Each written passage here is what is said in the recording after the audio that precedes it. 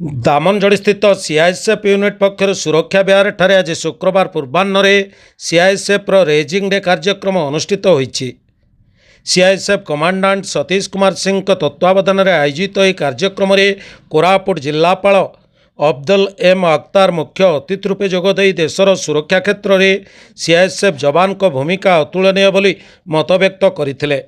सेहीपरि Koraput SP IPS Abhinav Sonkar, Sunabeda HLU group captain J Mahishkar, Indian नाभिरू commandant Komesh Sainath, security officer S Muralikrishna, SOG commandant PK Tripathi, OASP 3rd battalion commandant RK Behera, 202 कोब्रार deputy commandant DK रायघर, नालकोर group general manager तथा भारप्राप्त ED Rashid वारिस, माथालपोट प्राणी चिकित्सक doctor Divya पंडा एवं नालकोर समस्त जीजीएम वरिष्ठ अधिकारीगण, विभिन्न श्रमिक संगठन कार्यकर्ता माने सम्मानित अतिथि रूपे जोग देइथिले।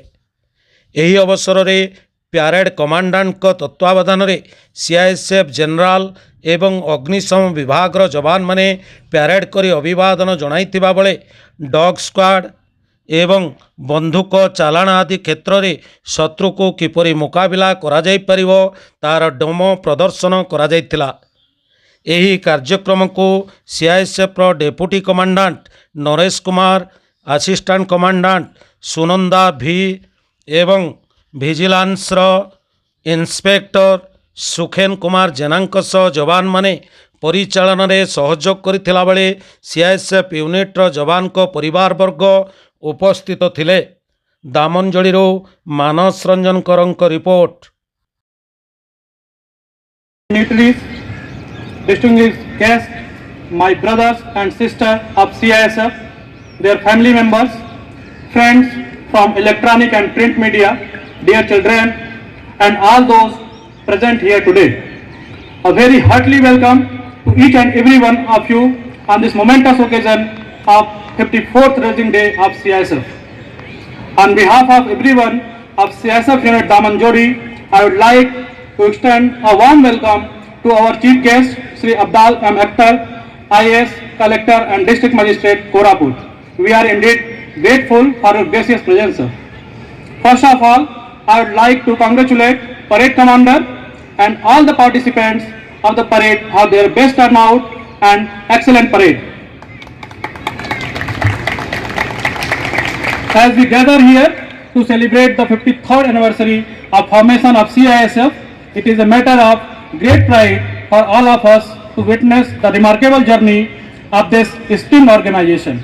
Central National Security Force came into existence in the year 1969 with a modest beginning of having only 3 battalions. But in a span of just 5 decades, the force grew several folds to 1,71,000 personnel today. Over the years, CISF has played a crucial role in ensuring the safety and security of critical infrastructure and assets of the nation, including nuclear installation, space establishment, airports, seaports, power plants, historical monuments, government buildings, and the important areas of Indian economy such as petroleum and natural gas, electricity, coal, steel, and mining. The most important responsibilities entrusted to CISF are Delhi Metro Rail Corporation, disaster management, and establishment of a farm police unit contingent of United Nations. CISF also has a special security wing which provides security cover to many protectees classified under Z+, Z, X, and Y categories. I would like to take this opportunity to express my heartfelt appreciation to all the brave men and women of CISF who work tirelessly day and night to keep our nation safe. Your dedication to duty and unwavering commitment to protecting our country is truly commendable. Our service to the nation has not gone unnoticed and is greatly appreciated by one and all. CISF is the only central armed police force to have its own fully developed fire service wing.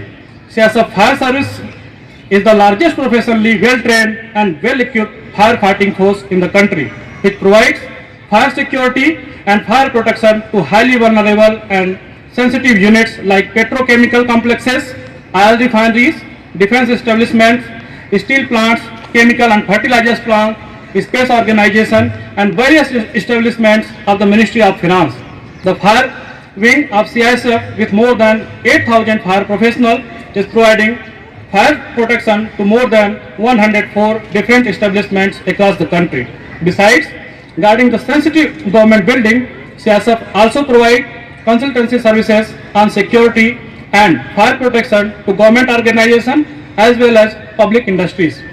It is not an easy job to safeguard the security of our critical infrastructure, and it takes immense courage, resilience and sacrifice to serve our nation. CISF personnel are often deployed in challenging environment and conditions, and it is their hard work and dedication that has earned them a reputation for being one of the most efficient and professional security forces in the world.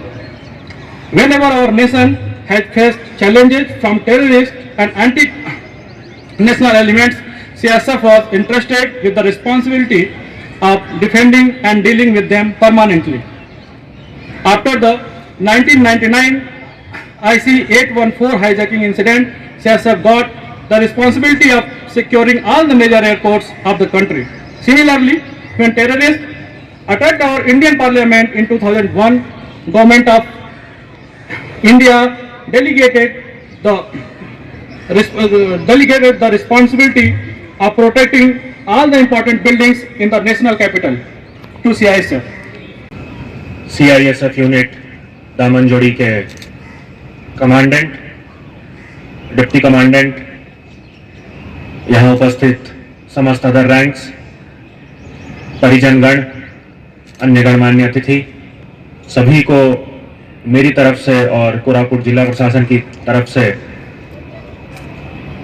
Shubh good morning और अभिवादन। सबसे पहले तो मैं parade commander और parade में जिन जिन other ranks में भाग लिया, मैं सबको बेहतरीन टर्नआउट के लिए शुभकामना देता हूं।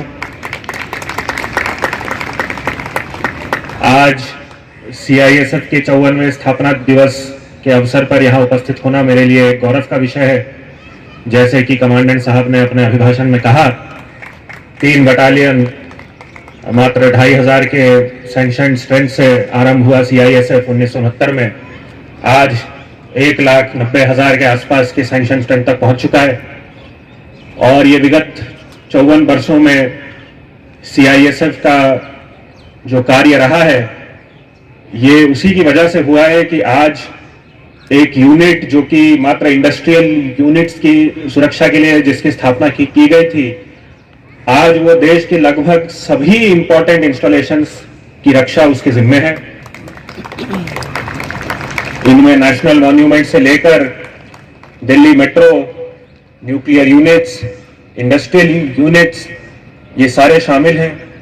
और उसके साथ साथ CISF आज एक कंसल्टेंसी के रोल में भी आ चुका है, जिसमें कि ये जो प्राइवेट सिक्योरिटी फर्म्स हैं और जो अन्य CAPF यूनिट्स हैं, उनको भी CISF ट्रेनिंग दे रहा है।